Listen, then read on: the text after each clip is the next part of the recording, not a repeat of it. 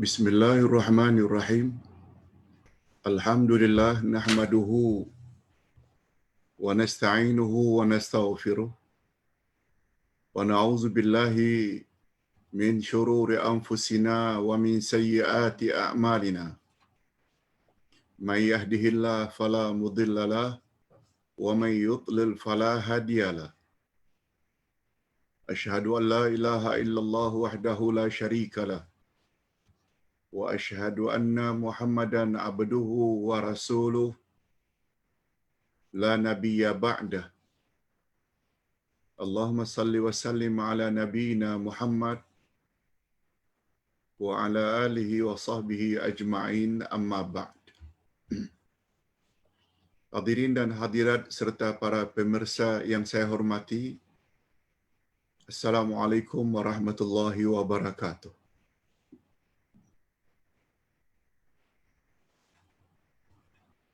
Alhamdulillah, kita bersyukur kehadirat Allah Azza wa Jalla. Berkat taufiknya kita dapat meneruskan lagi majlis ilmu kita dengan pelajaran akidah. Sebagaimana kita sama-sama maklum, tujuan utama para rasul diutus oleh Allah Subhanahu wa taala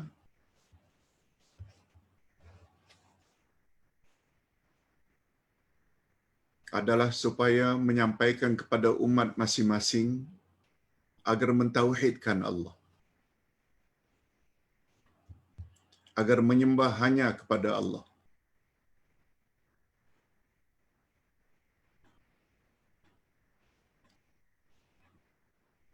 Dan pada masa yang sama kita mesti menafikan segala bentuk Tuhan, segala bentuk penyembahan selain daripada Allah. Itu sebabnya rukun kalimat tauhid la ilaha illallah ada dua, nafi dan isbat. La ilaha itu penafian, tiada Tuhan yang berhak disembah. La ilaha itu rukun yang pertama, nafi. Kita mengingkari tidak ada satu Tuhan pun yang berhak disembah. Yang kedua, isbat, illallah, melainkan Allah. Tiada Tuhan yang berhak disembah melainkan Allah.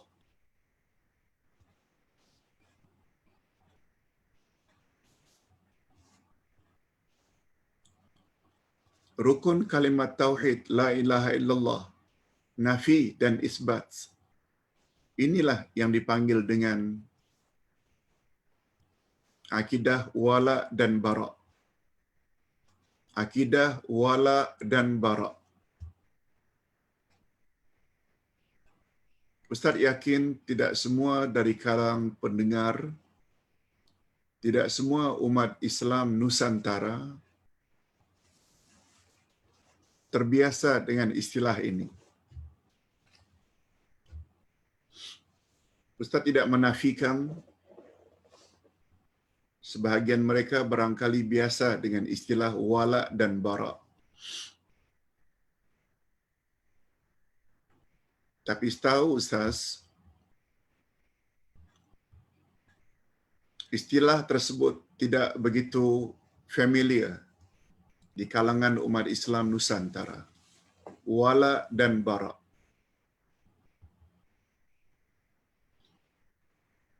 Rupanya kesempurnaan tauhid seseorang sangat berkait rapat dengan akidah wala dan bara.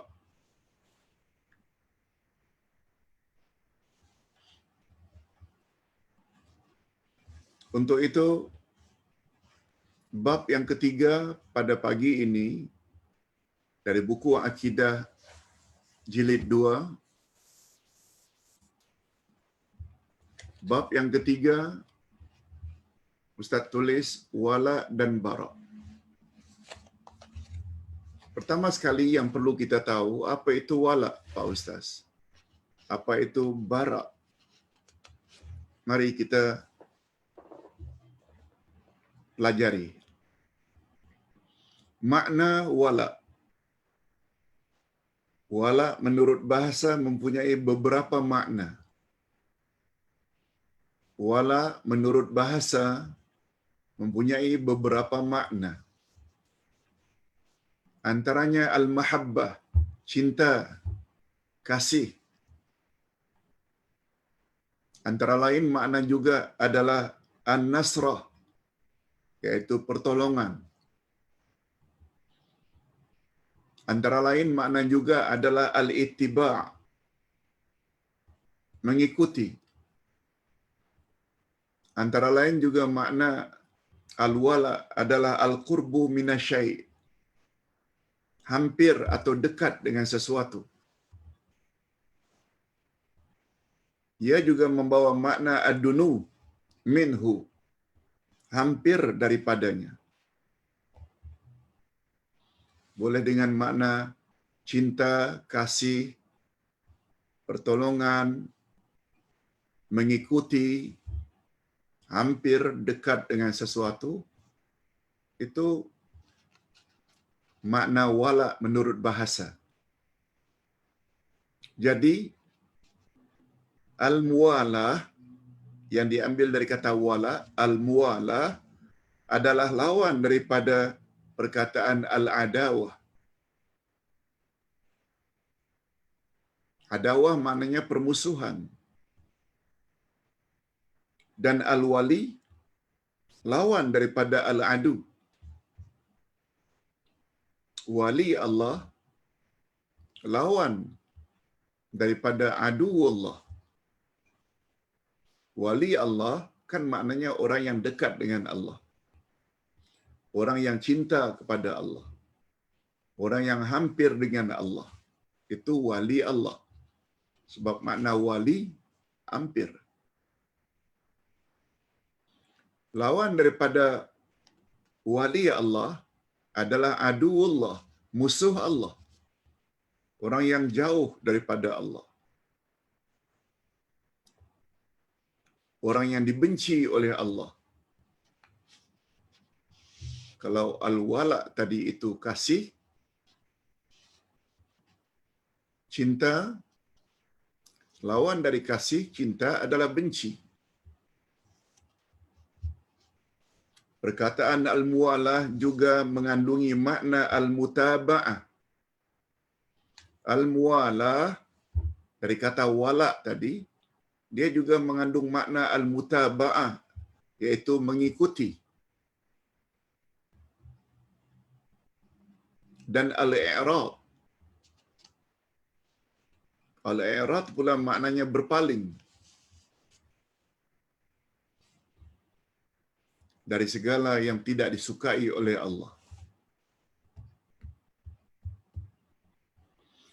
Oleh sebab itu, perhatikan firman Allah berikut.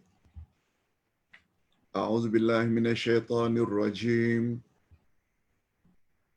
Wa in tatawallaw yastabdil qauman ghairakum thumma la yakunu amsalakum. Dan jika kamu berpaling, niscaya dia akan mengganti kamu dengan kaum yang lain.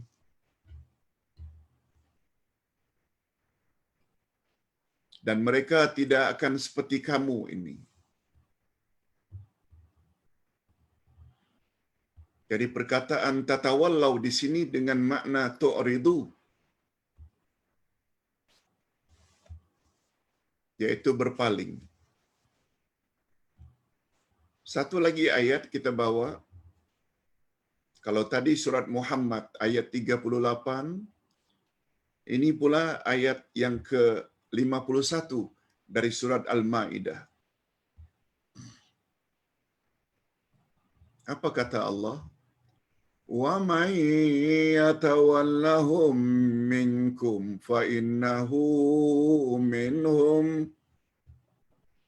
Barang siapa di antara kamu yang mengambil mereka Yahudi dan Nasrani menjadi pemimpin, maka sesungguhnya orang itu termasuk golongan mereka Yahudi dan Nasrani.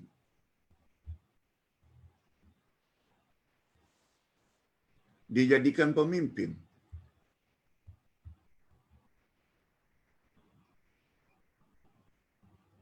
Bila itu terjadi, orang Islam ambil Yahudi dan Nasrani sebagai pemimpin mereka,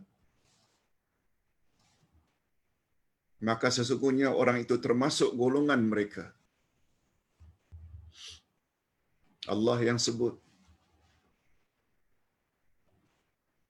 Perkataan yatawallahum di sini dengan makna yutbi'uhum, mengikuti mereka, memberi wala kepada orang-orang kafir. Maknanya ikut telunjuk mereka. Allah kata orang tersebut termasuk ke dalam golongan orang-orang kafir.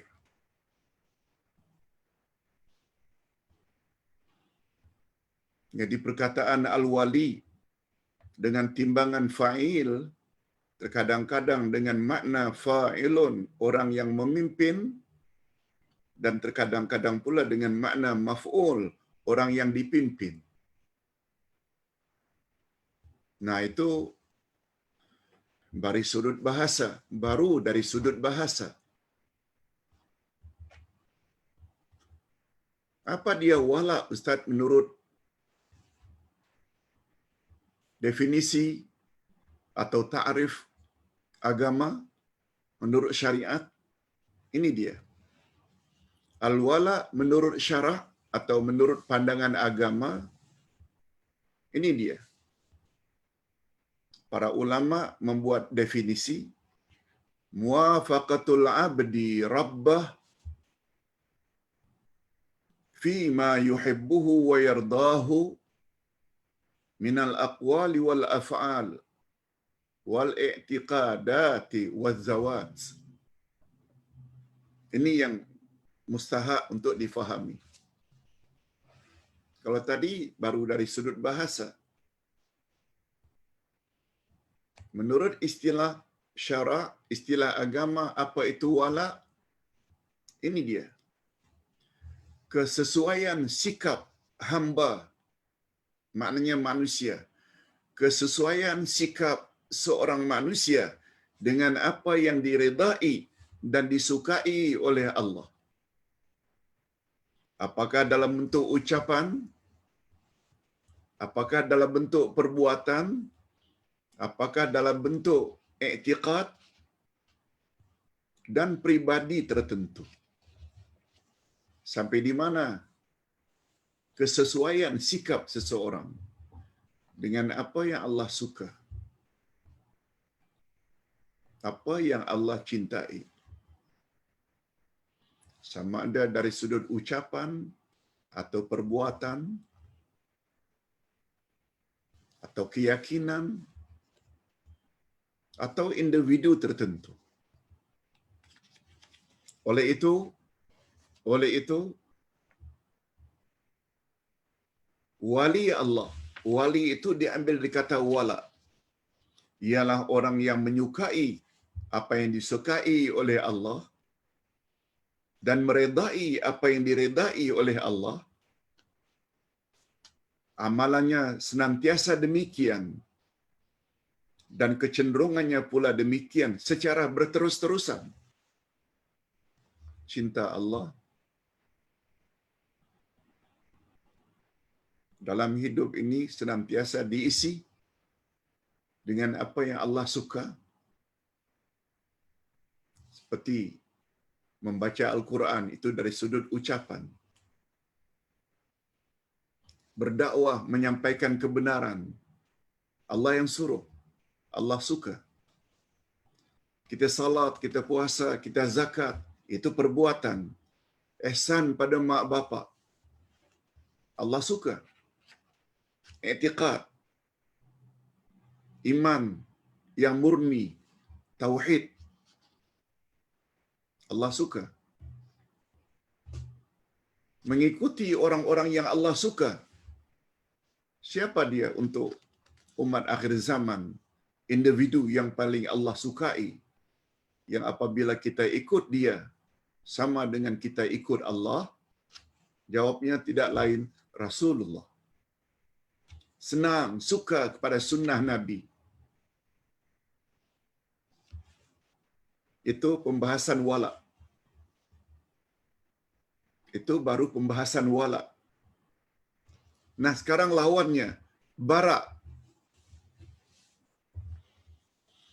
Bila kita dah faham wala itu, maknanya tadi dekat, hampir, cinta, sayang, mengikuti. Bara pula lawannya, iaitu benci, berlepas diri, tidak mau ikut campur. Semua itu makna bara. Bara menurut bahasa mengandungi beberapa makna juga. Al-bu'du, iaitu jauh. At-tanazzuh, mensucikan diri, membersihkan diri daripada apa yang Allah tidak suka. At-takhallus, berlepas diri. Al-adawah, permusuhan.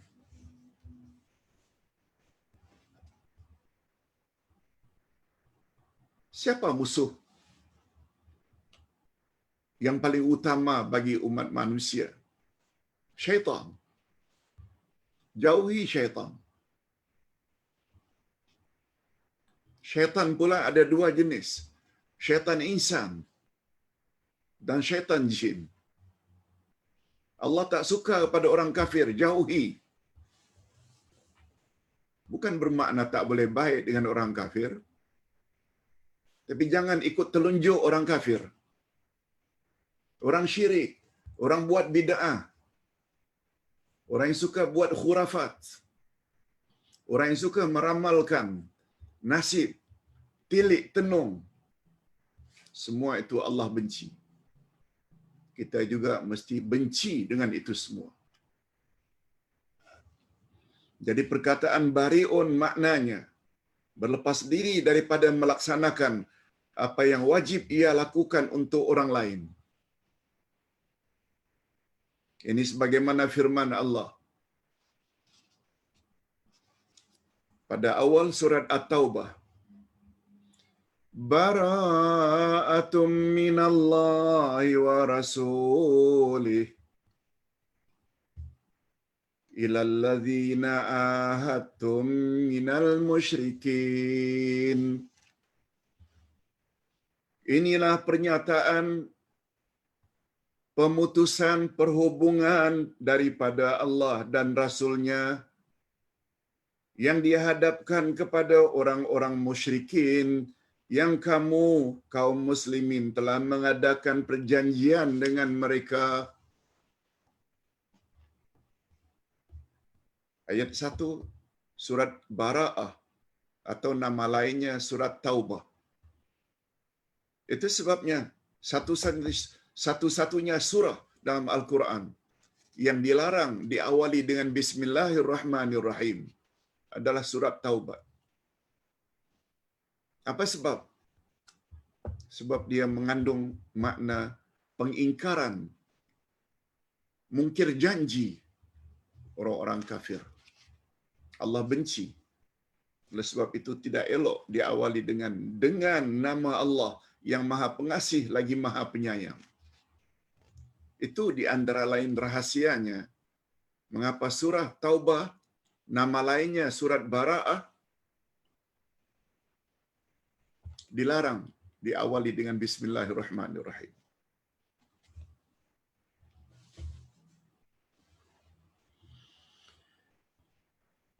Itu baru menurut bahasa. Apa dia bara, Ustaz, menurut istilah agama? Adapun bara menurut istilah agama atau syarak, ini dia. Muwafaqatul abdi rabbah fima yushituhu wa yukrihu.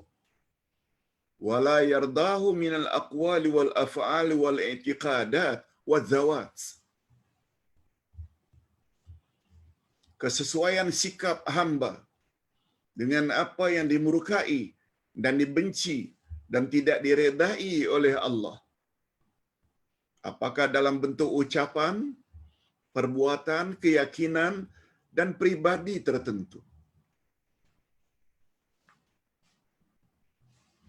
Mulut suka memfitnah, mulut suka mengumpat. Kita kena jauhi.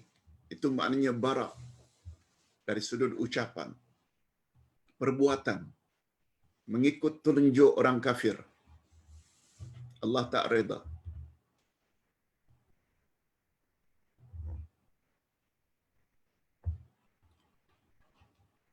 Mengikuti petunjuk orang-orang yang suka menyampaikan syirik, bid'ah dan khurafat.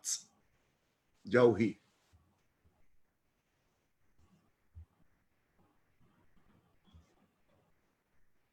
Tapi terhadap orang yang menyampaikan Al-Quran dan Sunnah, itu wala. Kita mesti sayang. Kita mesti ikuti. Sebab itu Allah suka. Tapi terhadap orang yang menyampaikan ajaran agama dengan rekaan-rekaan akal, termasuk golongan liberal, golongan LGBT, yang menghalalkan lesbian, homoseksual,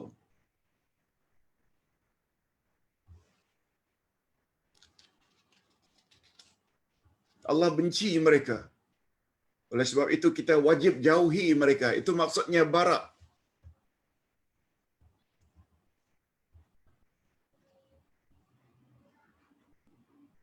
Perbuatan yang Allah benci, rasuah, mencuri, riba, berzina, minum arak, durhaka pada mak bapak, semua Allah benci. Jauhi. Itu bara.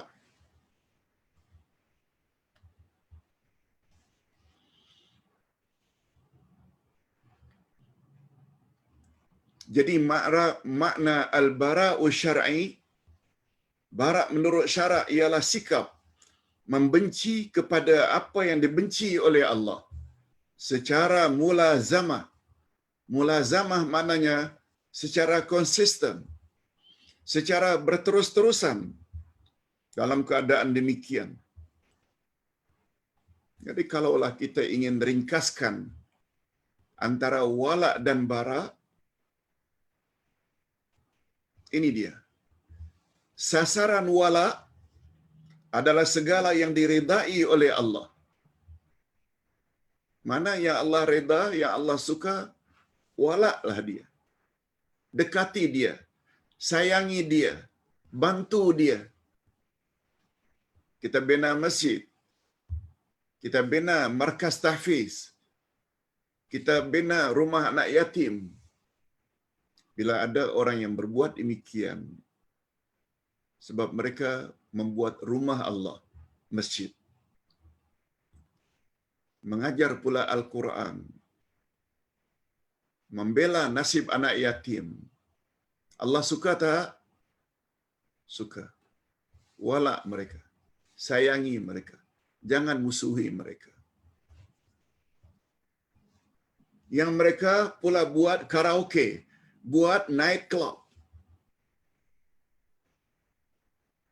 Allah suka tak? Tak. Allah benci. Jauhi mereka. Ustaz ulang, sasaran wala adalah segala yang diridai oleh Allah. Sedangkan sasaran bara pula ialah segala yang dimurkai oleh Allah.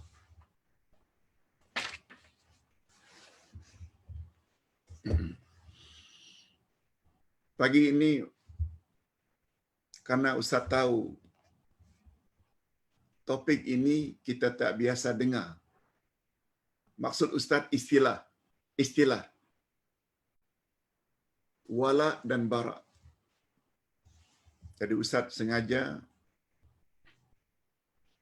sebut secara perlahan-perlahan supaya kita faham. Nah, sekarang kita dah faham insya-Allah. Apalagi ada buku.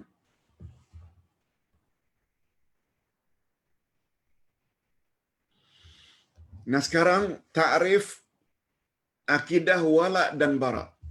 Kalau tadi itu menurut istilah saja baru. Apa dia ta'rif atau definisi akidah wala dan bara? Ini dia. Akan semakin jelas. Berdasarkan penjelasan di atas, apa makna wala dan bara? Nyatalah bahawa ta'rif atau definisi akidah wala dan bara ialah kesesuaian sikap manusia kepada apa yang disukai oleh Allah dan apa yang dimurkai oleh Allah, sama ada yang berkaitan dengan ucapan, perbuatan, keyakinan atau i'tiqad atau peribadi tertentu yang dipanggil dengan zawat.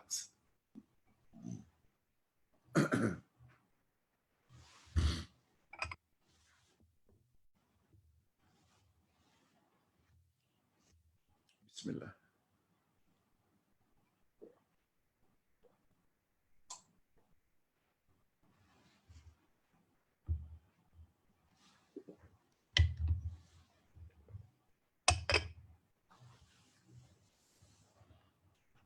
Jadi berdasarkan ta'rif ini, maka terdapat 4 perkara yang berhubungan dengan wala dan bara. Ada 4 perkara. Iaitu yang berkaitan dengan ucapan, yang berkaitan dengan perbuatan, yang berkaitan dengan keyakinan atau akidah atau i'tiqad, dan yang berkaitan dengan individu-individu tertentu.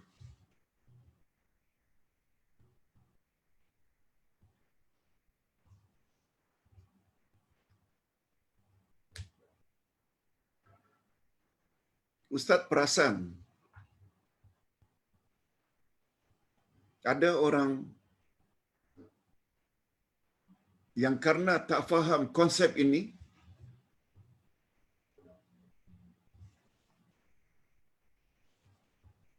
dia akhirnya sayang, cinta kepada orang-orang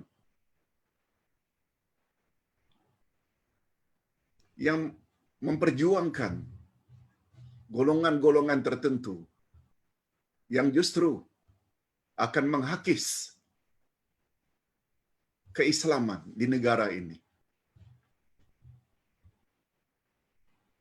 Padahal mereka adalah murid yang taat.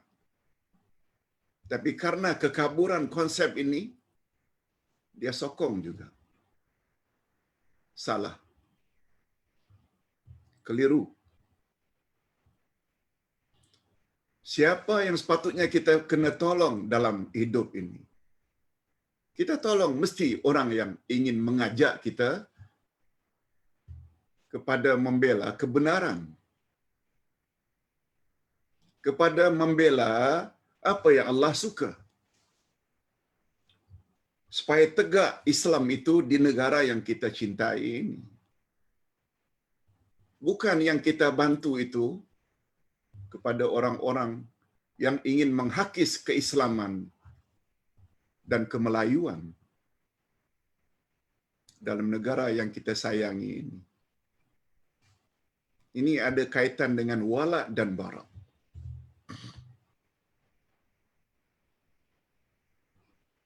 Sesama Islam, sesama Melayu bergaduh.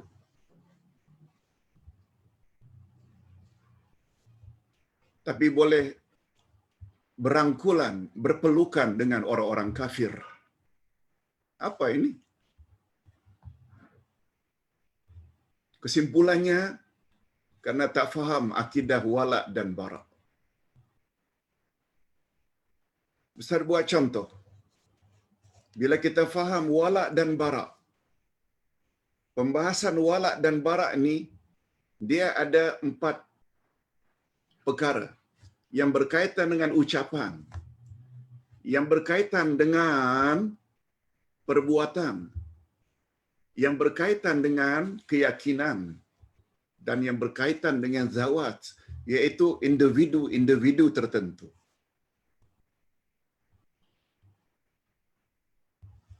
Boleh Ustaz tolong ulaskan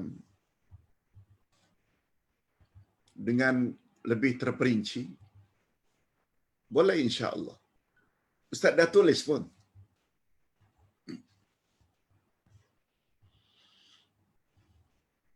Wala dan bara dalam hal-hal yang berkaitan dengan ucapan. Apa yang Allah suka? Ucapan-ucapan apa yang Allah suka? Baca Quran, zikrullah. Ini dia. Yang berkaitan dengan ucapan-ucapan. Seperti zikir. Subhanallah, walhamdulillah, wala ilaha illallah, wallahu akbar. Membaca Al-Quran. Sangat disukai oleh Allah. Bacalah Al-Quran. Lebih-lebih lagi zikir yang datang dari Rasulullah sallallahu alaihi wasallam.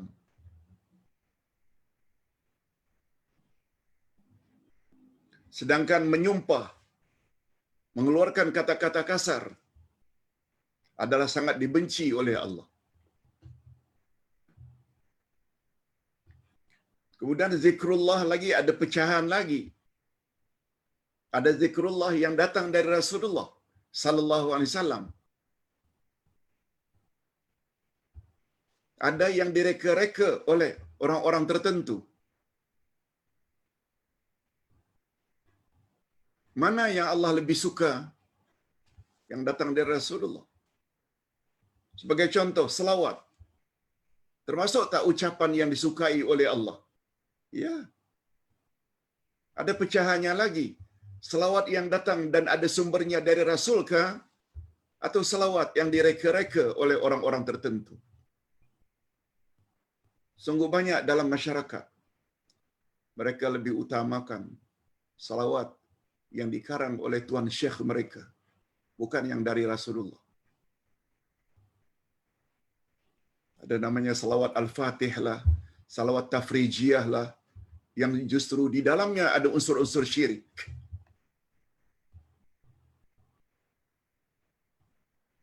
Ustaz harap jamaah yang berguru pada Ustaz faham ini.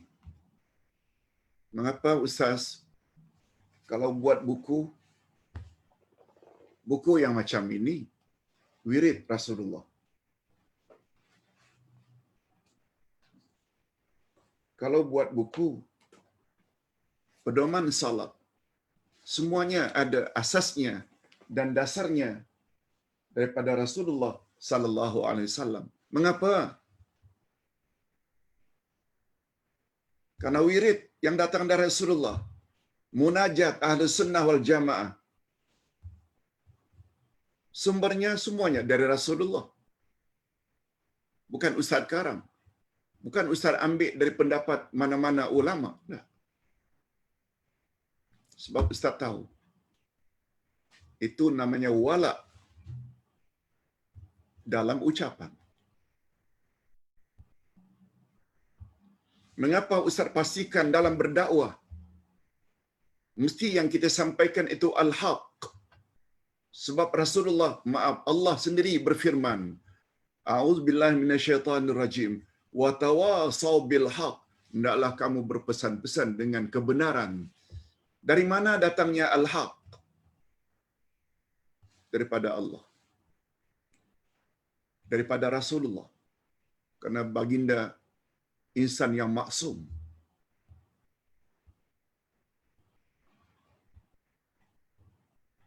Allah berfirman, Al-haqqu min rabbik. Kebenaran itu datangnya dari Tuhanmu. Oleh sebab itu jangan kamu ragu-ragu lagi. Itu dari sudut ucapan. Yang kedua dari sudut perbuatan. Mana perbuatan yang wala dan mana yang bara? Contoh seperti salat, zakat, puasa, berbuat baik atau berbuat kebajikan, sedekah, semua adalah amalan-amalan yang sangat disukai oleh Allah. Wakaf, infak, sebagaimana yang para jemaah sekalian sumbang untuk pembinaan mahfazah, tahfiz, masjid. Allah suka. Sedangkan perbuatan riba, zina, minum arak, rasuah, berjudi adalah amalan-amalan yang sangat dibenci oleh Allah.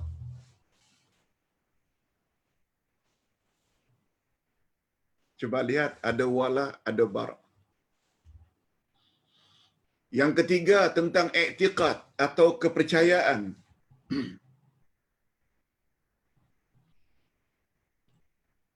Seperti iman dan tauhid adalah keyakinan yang sangat disukai oleh Allah. Tauhid. Beriman pada Allah, beriman pada Rasul, beriman kepada malaikat, beriman pada kitab, beriman pada hari akhirat, beriman pada takdir. Ini yang kita bahas.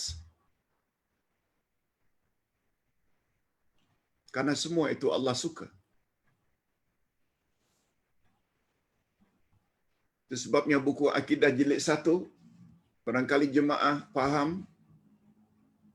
rukun iman yang 6 itu, semuanya diperkuatkan dengan ayat Quran, hadis Nabi. Ayat Quran, hadis Nabi. Bukan akal. Sebagaimana yang diperjuangkan oleh golongan liberal. Bukan. Apa kata Allah, apa kata Rasul.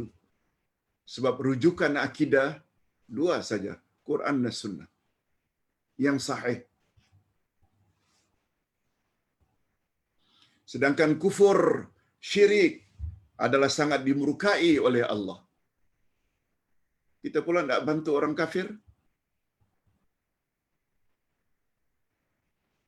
Kita pula suka kepada orang yang akan menghakis keislaman dari negara kita. Oh, nampak yang kita itu jahil dengan konsep akidah wala dan bara. Itu sebabnya Ustaz kata,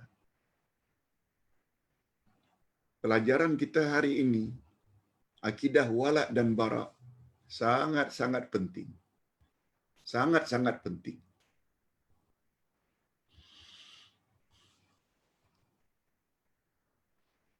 Dan yang keempat, individu-individu tertentu. Semua kita umat Islam yakin ada individu tertentu yang Allah suka. Nah, bila Allah suka, kita juga mesti sayang kepada mereka. Ada individu-individu yang Allah benci. Untuk keselamatan kita punya akidah, kita juga mesti benci kepada orang tersebut. Ustaz bukan menghasut ya. Kita sedang belajar nih apa makna wala dan bara. Individu-individu tertentu atau az-zawat seperti mukmin yang mentauhidkan Allah adalah sangat disayangi oleh Allah. Sedangkan kafir, musyrik, munafik, termasuk munafik, luarannya macam orang Islam, tapi suka membantu orang-orang kafir,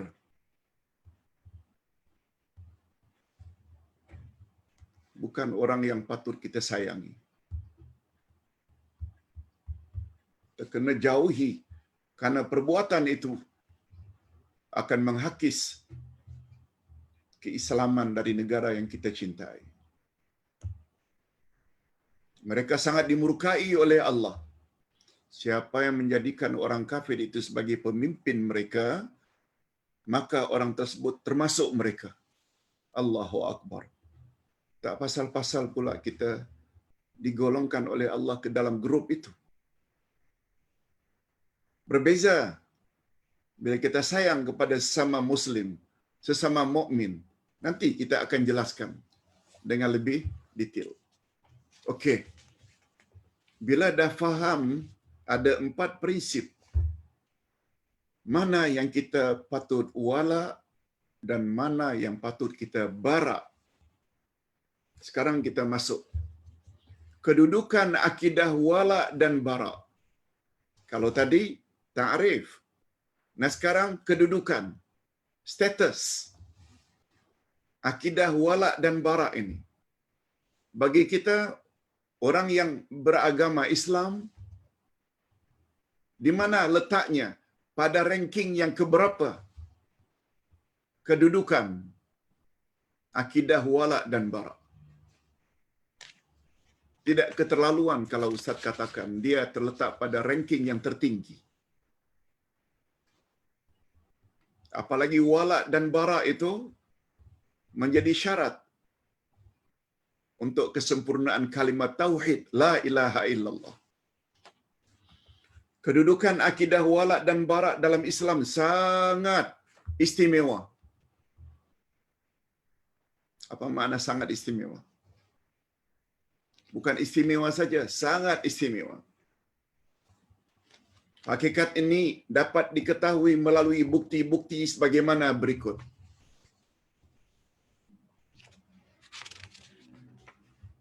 Bukti ini banyak. Semuanya ada 9. 9 bukti. Sisa waktu lebih kurang 20 minit ini Ustaz akan isi dengan 9 bukti. Tidak sedikit, bukan 1, 2, 3, 9. Dengan bukti-bukti ini, berdasarkan ayat Quran, hadis Nabi, bukan rekaan Ustaz. Ustaz harap kita akan jadi orang yang faham. Ustaz sudah belek-belek pagi tadi. Topik wala dan bara ini kita perlu kepada 3 sesi. 3 sesi. Apalagi kita terpaksa batasi belajar hanya 1 jam. Dia perlu kepada 3 jam. Okey, kita teruskan. Di antara bukti betapa istimewanya akidah wala dan bara pertama. Akidah wala dan bara sebahagian dari makna syahadat. La ilaha illallah. Tadi Ustaz dah jelaskan. La ilaha. Tiada Tuhan yang berhak disembah. Itu membawa makna bara. Kita mesti membenci semua jenis Tuhan. Dari kayu ke, dari besi ke, dari zamrud, dari tembaga ke, semua Tuhan tidak ada yang berhak disembah. Itu makna la ilaha. Kemudian diikuti dengan wala illallah, melainkan hanya Allah yang berhak disembah. Ini dikuatkan oleh ayat 36 surat An-Nahl. Walaqad ba'atsna fi kulli ummatin rasula ani ibudullaha wajtanibut taghut. Sesungguhnya kami telah mengutus rasul pada tiap-tiap umat untuk menyeru apa yang rasul seru kepada umat, sembahlah Allah yang Maha Esa, sembahlah Allah saja dan jauhi taghut. Taghut itu syaitan. Jauhi syaitan. Apalagi semua kita tahu makna syaitan, ba'idun 'anil haq. Segala yang ingin menjauhkan kita dari kebenaran itulah dari syaitan. Taghut dengan makna syaitan. Sembahlah Allah itu wala. Jauhi tagut itu bara. Yang kedua, akidah wala dan bara adalah unsur iman yang paling utama. Ini sebagaimana hadis daripada Al-Bara bin Azib. Apa kata Nabi? Awsaqu ural Islam al-hubbu fillah wal bughdu fillah. Tengok terjemahannya. Tali iman yang paling kokoh, tali iman yang paling kokoh yang kita mesti pegang dan berpaut dengannya, apa dia tali iman yang paling kokoh? Cinta karena Allah dan juga benci karena Allah. Dengan kata lain, bila kita cinta, sayang, kasih pada apa yang Allah suka, dan kita benci terhadap apa yang Allah benci, itu dia menandakan mantap akidah wala dan bara yang kita miliki. Jangan terbalik. Kepada orang yang Allah benci, kita sayangi. Kepada orang yang Allah sayangi, kita benci. Itu dah terbalik. Rosak akidahnya. Yang ketiga, akidah wala dan bara menjadi sebab seseorang merasakan kemanisan dan kelezatan iman.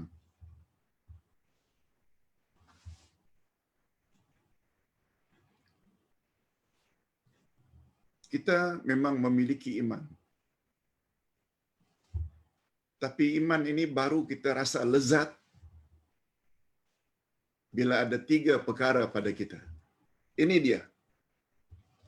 Salasun man kunna fihi wajada halawatal iman. Ay yakuna Allah wa rasuluhu ahabbu ilaihi mimma siwahuma. Wa yuhibbal mar'a la yuhibbuhu illa lillah. Wa an yakraha an ya'uda fil kufri ma yakrahu an yuqdhafa fin nar. Rawahul Bukhari.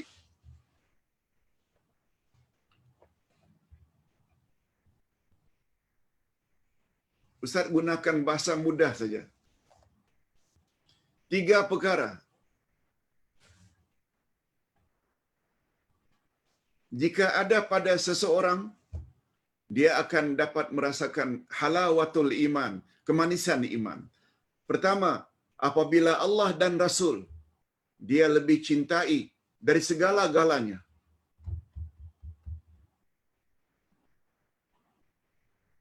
Betul tak? Allah tak pernah salah. Rasul tak pernah salah. Allah yang cipta kita. Bukan cipta. Segala keperluan dan hajat kita, makan, minum, tempat, oksigen, Allah yang bagi. Tak sayang ke?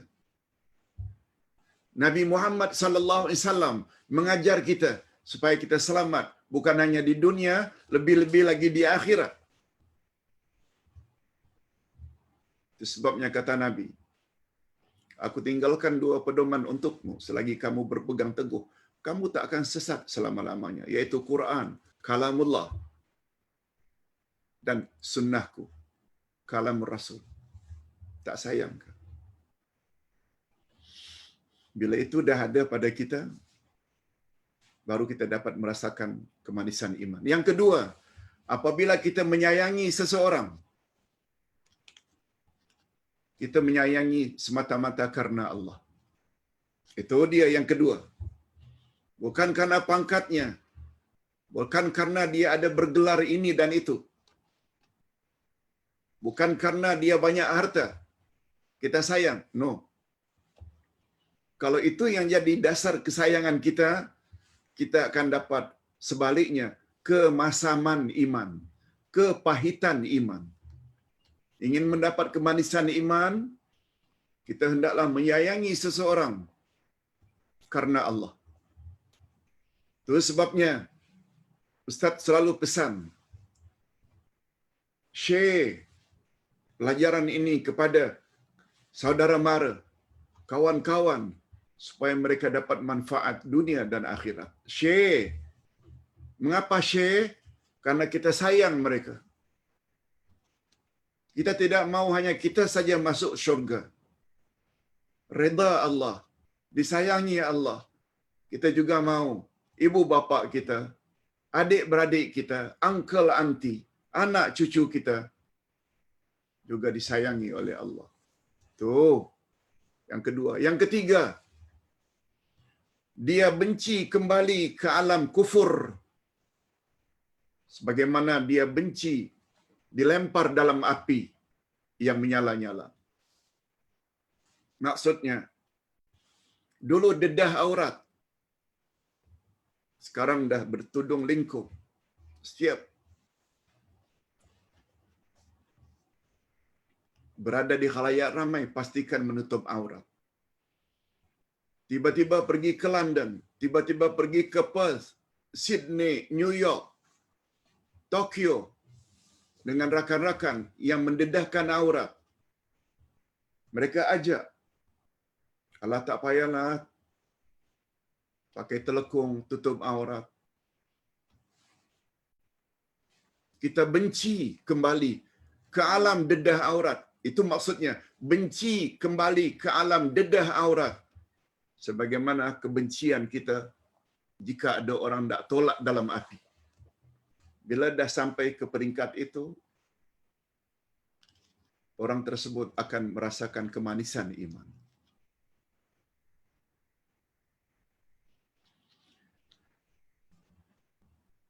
Sekedar pattern, sekedar passion, tak jadi salah. Pakai baju kurung di Malaysia, tetapi memakai long dress, memakai coat, atau apa saja pakaian, yang penting tutup aurat.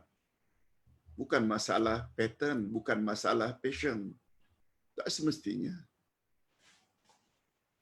Ustaz kadang-kadang pakai jubah, kadang-kadang pakai coat, kadang-kadang pakai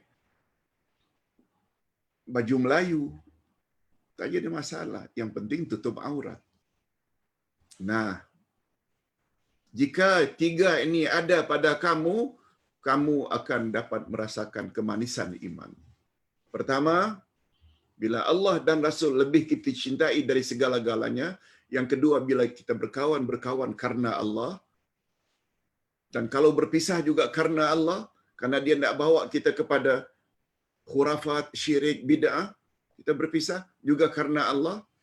Dan yang ketiga, apabila kita tidak mau kembali ke jalan kufur, maksiat, kita rasa macam kita ditolak ke dalam api. Tak mau. Yang keempat, akidah wala dan bara adalah asas untuk membentuk masyarakat Islam. Apa kata Allah? Lihat ayat 10 dari surat Al-Hujurat. Innamal mu'minuna ikhwah. Sesungguhnya orang yang beriman itu adalah bersaudara. Ini yang Ustaz katakan tadi. Mengapa kita sesama Melayu, mengapa kita sesama Islam bermusuh-musuhan? Boleh berangkul-rangkulan pula dengan orang kafir? Rosak akidah wala dan bara. Allah kata innamal mu'minuna ikhwah.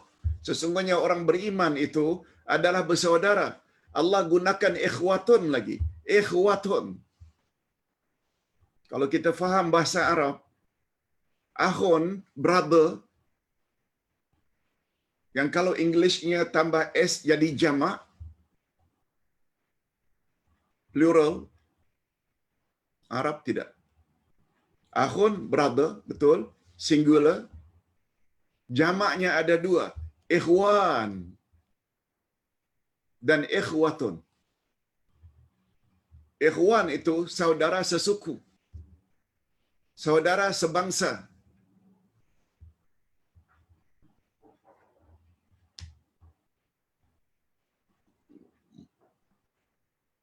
Itu sebabnya ada ikhwanul muslimin. Jamak akhun menjadi ikhwan beza dengan jamak akhun menjadi ikhwatun. Ikhwatun itu dia membawa makna al-ashiqa.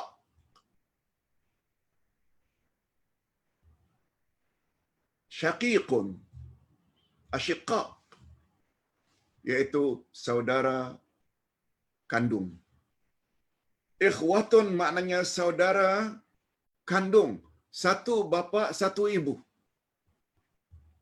Coba lihat macam mana Allah gunakan. Bukan innamal mu'minuna ikhwan. Bukan. Innamal mu'minuna ikhwatun. Makna ikhwatun itu adik-beradik kandung. Satu ibu, satu bapa. Begitu Allah Subhanahu wa ta'ala nak memberi kepahaman kepada kita bahawa hubungan antara Muslim Indonesia dengan Muslim Malaysia macam adik-beradik. Jangankan kita satu rumpun sama-sama Asia Tenggara. Muslim Malaysia dengan Muslim South Africa, ikhwatun. Karena imannya sama, ibadatnya sama, Tuhannya sama, Rasulnya sama. Muslim Arab Saudi dengan Muslim India. Muslim Jepun dengan Muslim Korea. Muslim Amerika dengan Muslim Australia. Ikhwatun. Mereka tak ubahnya macam adik-beradik kandung. Begitu Allah nak gambarkan betapa dekatnya kita dengan orang yang seagama. Kita pula terus bergasak sama sendiri. Sekedar lain parti. Lebih dekat dengan orang kafir. No.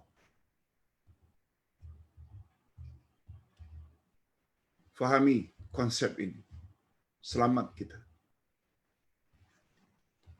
Yang kelima, akidah walak dan barak menyebabkan seseorang mendapat ganjaran yang sangat besar di sisi Allah. Apabila kita jaga walak dan barak dalam ucapan, perbuatan, i'tiqad dan orang-orang tertentu, kita cenderung kepada mana yang lebih dekat dengan apa yang Allah sukai, kita akan dapat kedudukan yang istimewa di akhirat nanti. Apa kata Nabi? Sab'atun yazilluhumullahu fi zilli la zilla illa zillu. Wa minhum wa rajulani tahabba fillahi istama'a ala dzalik wa tafarraqa alaih. Rawahul Bukhari wa Muslim. 7 golongan yang akan mendapat naungan daripada Allah pada hari tiada naungan kecuali naungan Allah. Hari apa itu? Hari kiamat. Di padang mahsyar. Ada 7 golongan yang akan mendapat naungan Allah, perlindungan Allah. Satu di antara 7 itu 2 orang yang saling sayang menyayangi karena Allah. Kedua-duanya berteman atas dasar itu dan mereka berdua berpisah juga karena atas dasar itu. Bagaimana Ustaz contoh tadi? Kalau kita tahu YouTube ini, video ini yang kemudian jadi YouTube nanti, kita rasa dan dengar baik, kita share dalam grup kita. Karena sayang mereka. Takut tak tahu konsep akidah walak dan barak. Share. Share.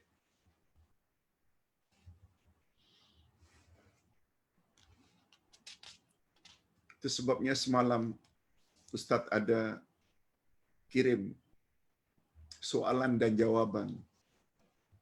Macam mana pandangan Ustaz terhadap orang yang suka share dengan perkara-perkara yang tidak pasti kebenarannya. Kadang-kadang ada unsur fitnah pula. Kadang-kadang amalan-amalan yang tidak ada asasnya dia share. Dia syekh itu sebenarnya mengharapkan pahala.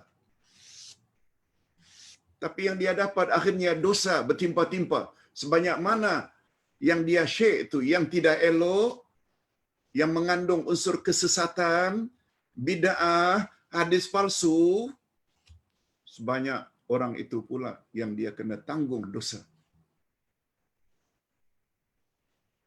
Ini nak share ini kena hati-hati juga. Walaupun ada istilah sharing is caring, sharing is caring, kita share ni karena kita ambil berat. Tunggu dulu. Ambil berat agar menyelamatkan kawan ke atau menjerumuskan kawan. Kalau perkara bid'ah hadis palsu yang di-share, selain kawan itu menjerumuskan kawan ke neraka, awak pula kena tanggung dosa. Sebanyak mana orang yang follow apa yang awak telah posting. Lain halnya sesuatu yang sudah pasti benarnya. Sebaliknya pula, kita akan share, kita akan dapat semua orang-orang yang ikut apa yang kita share. Baca balik tulisan Ustaz semalam, lengkap dengan dalilnya sekali. Okey, yang keenam. Aduh, sudah habis masanya, tapi tak apa. Tinggal 3 lagi. Kita teruskan. Akidah wala dan bara adalah syarat untuk mencapai derajat wali Allah. Lihat, perkataan wali itu ada dari kata wala. Sebab wali maknanya dekat. Wali Allah orang yang dekat dengan Allah. Rupanya akidah wala dan bara ini boleh menaikkan taraf kita menjadi wali Allah. Ini dia hadisnya. Man ahabba fillah wa abghadha fillah wa wala fillah wa ada fillah fa innama tunalu wilayatullah bidzalik. Coba perhatikan terjemahannya. Ustaz yakin para jemaah diharapnya akan mendapat sesuatu yang mantap bila belajar dengan Ustaz, sebab Ustaz bukan saja bercakap, tapi Ustaz sediakan buku. Tak faham, buku. Malah Ustaz sedia menjawab soalan jika ada yang tidak faham. Coba dengar apa kata Nabi. Barang siapa yang mencintai karena Allah dan membenci karena Allah dan melindungi karena Allah dan memusuhi karena Allah, maka dengan sebab yang demikian dia akan memperoleh derajat wali Allah. Ada kaitan tak wali Allah itu dengan akidah wala dan bara? Nah, kita kena pandai siapa yang kita patut sayangi dan siapa yang patut kita jauhi. Yang ketujuh, hubungan antara sesama manusia yang dibina di atas akidah wala dan bara akan berkekalan hingga ke hari kiamat. Ini dia ayatnya. Idza tabarra'a alladzina tubi'u minal ladzina taba'u wa ra'awul 'adzaba wa taqatta'at bihimul asbab. Ketika orang-orang yang diikuti itu berlepas diri daripada orang-orang yang mengikutinya dan mereka melihat siksa, dan ketika segala hubungan antara mereka terputus sama sekali.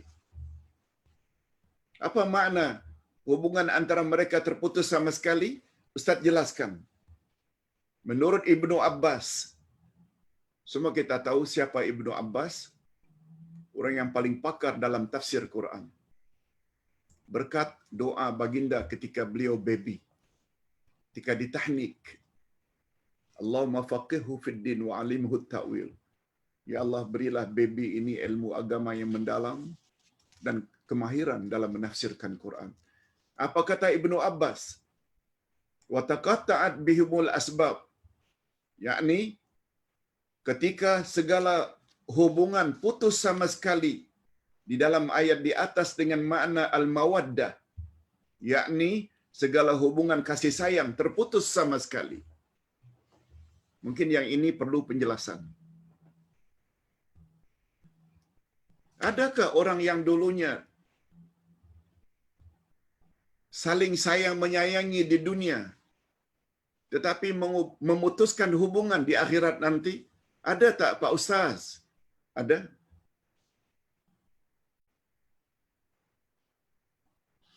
Bila dia sebagai follower, pengikut, mengikut orang yang membimbing, yang membawa banyak perkara khurafat, syirik, bid'ah. Itu sebabnya kita mencari guru agama perlu berhati-hati. Sebagaimana hari ini berapa banyak orang yang ta'assub dan fanatik kepada guru-guru tarikatnya, yang kononnya apabila bersalawat Nabi datang, yang kononnya ini dan itu tidak datang dari Allah dan Rasul yang disampaikannya. Mereka ini akan berlepas diri kepada siapa yang dulu pernah mengikutinya di dunia, follower, dan terputuslah segala kasih sayang mereka selama ketika di dunia. Terputus.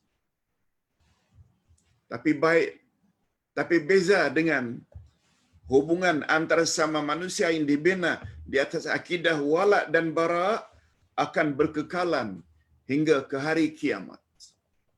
Tidak mustahil orang yang selama ini mengajar kebenaran kepadanya,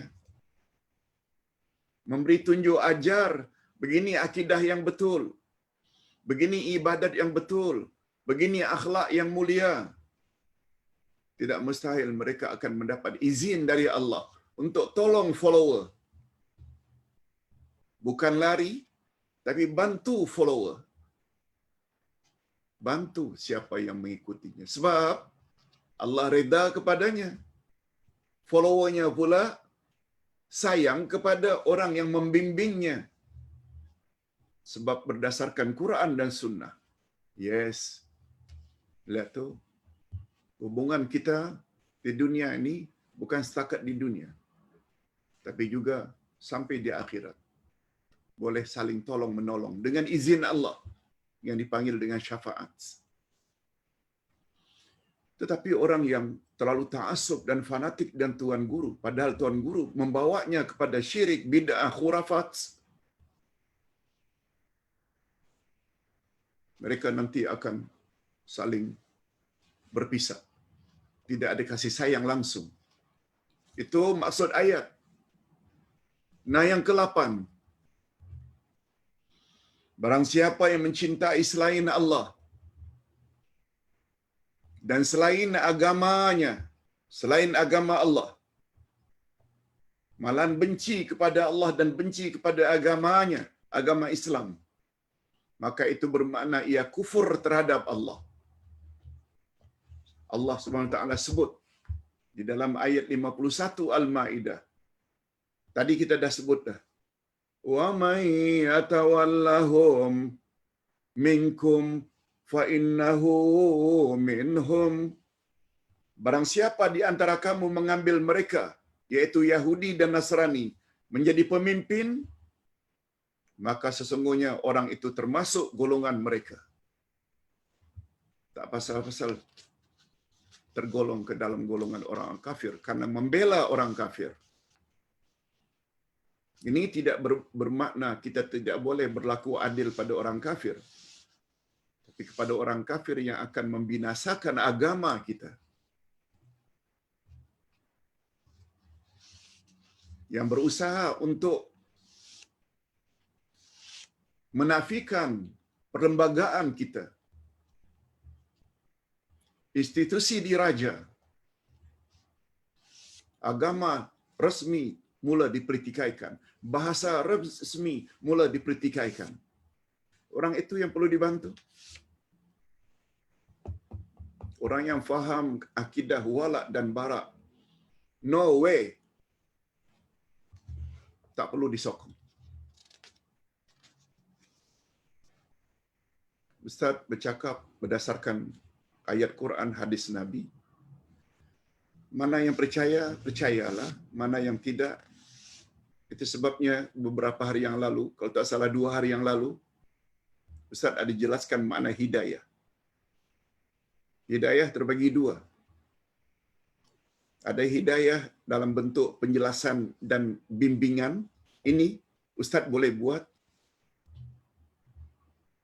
Mana-mana ibu bapa, guru-guru, ustaz, ustazah boleh buat. Tapi hidayah yang pertama dengan makna bimbingan. Macam yang ustaz sekarang buat ni. Tapi hidayah yang kedua dengan makna taufik. Buka hati seseorang. Itu hanya kerja Allah sahaja. Bukan kerja ustaz. Ustaz ada buat contoh kalau tak salah. Nabi Nuh dan Nabi Lut tak mampu membuka hati isteri masing-masing. Kedua-duanya kafir.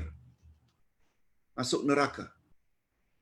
Nabi Nuh tak mampu memasukkan taufik hidayah ke dalam hati anaknya Kanaan. Nabi Ibrahim tak mampu memasukkan taufik hidayah jenis kedua ke dalam hati bapaknya Azar. Nabi Muhammad sallallahu alaihi wasallam tidak mampu memasukkan taufik ke dalam hati uncle-nya yang beliau kasihi, Abu Talib. Itu juga uncle-nya Abu Lahab. Padahal beliau bukan hanya rasul, ulul azmi, malah penghulu semua nabi dan rasul. Siapa kita? Penerangan demi penerangan perlu, itu tugas kita. Sebab bila kita tahu tak sampaikan, kita berdosa. Tapi siapa yang mau ikut, alhamdulillah, tak mau ikut, tanggung sendiri. Sebab taufik membuka hati seseorang itu kerja Allah. Sebabnya Rasulullah tegur Nabi. Ketika uncle-nya Abu Talib meninggal dunia, beliau sangat sedih, menangis. Kata Nabi, innaka la tahdi man ahbabta walakinnallaha yahdi man yasha. Sesungguhnya engkau tidak akan mampu memberi hidayah, taufik, membuka hati, walaupun kepada orang yang engkau kasihi. Sebab hidayah, taufik, hidayah jenis kedua itu milik Allah. Allah akan beri hidayah kepada siapa yang Dia kehendaki. Hadirin dan hadirat, mudah-mudahan jawaban Ustaz setiap hari Ustaz akan masukkan soal jawab dengan dalil-dalilnya. Yes, itu maknanya kita ingin membina keyakinan kita dengan apa yang Allah sukai. Cuma masalah ada yang ikut, tak ikut, itu bukan urusan Ustaz lagi. Yang ke-9, terakhir. Sesungguhnya akidah wala dan bara adalah di antara faktor penyempurnaan iman.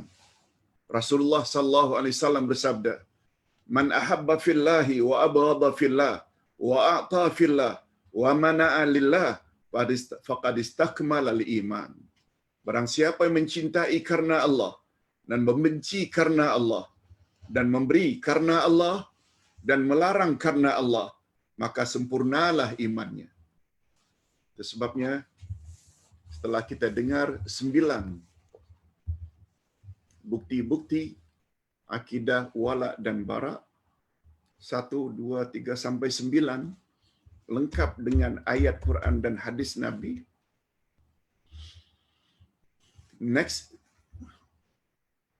future, pandai-pandailah meletakkan siapa yang kita patut sayangi dan siapa yang patut kita jauhi. Yes, itu matlamat utama pelajaran kita pada hari ini. Pandai-pandailah meletakkan sesuatu. Itu sebabnya bila kita tak ada ilmu, kadang-kadang kita tersalah letak. Salah kita tak mau belajar. Hadirin dan hadirat, kita akhiri dengan doa. Alhamdulillahirabbil alamin.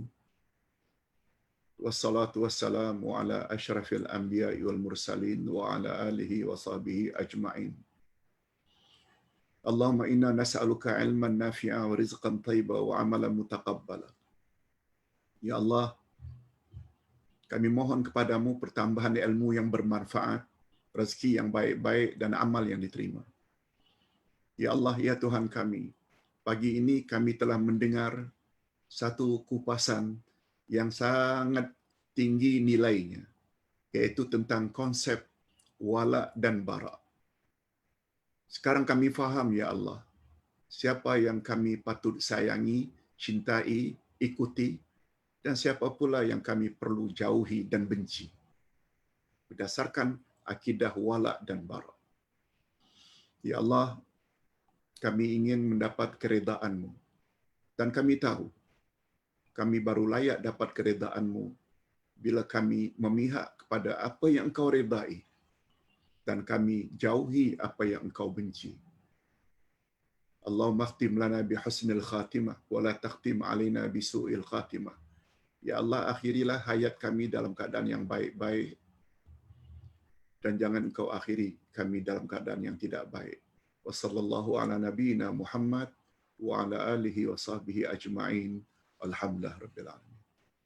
Subhanakallahumma wa bihamdika asyhadu an la ilaha illa anta astaghfiruka wa atubu ilaik. Assalamualaikum warahmatullahi wabarakatuh.